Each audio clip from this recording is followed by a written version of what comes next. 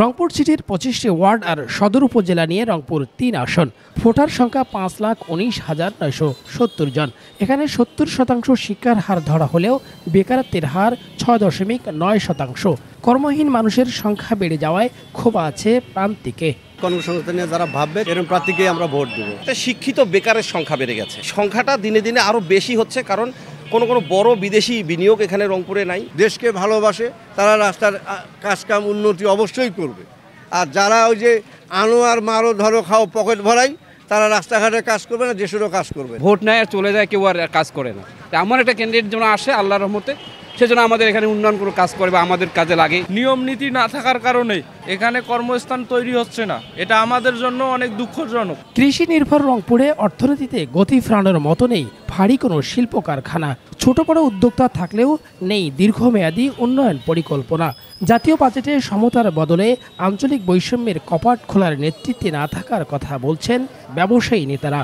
বলছেন দেশের অন্যান্য অঞ্চলের সঙ্গে এখানকার উন্নয়ন ও কর্মসংস্থান তৈরির সমতা ফেরাতে দরকার যোগ্য প্রতিনিধি।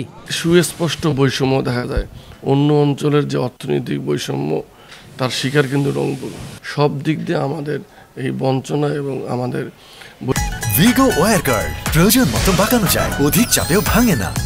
ভিগো বৈষম্য শিকার, এই জন্য আমাদের সত্যিকারের এমন একজন নেতা দরকার যে নেতার হাত ধরে এই অঞ্চল আবার পুনর্জীবিত হবে। এমন পরিস্থিতিতে আসছে নির্বাচনে নতুন মুখ পেয়েছে বিএনপি জামাত। পল্লীগ্রাম থেকে নগরের অলিগলি, ঘর থেকে মহল্লা, হাট বাজারে ছুটছেন প্রার্থী, নেতাকর্মী ও সমর্থকরা। জনসাধারণের মেজাজ বুঝে তাই প্রতিশ্রুতিতেও এসেছে ভিন্নতা।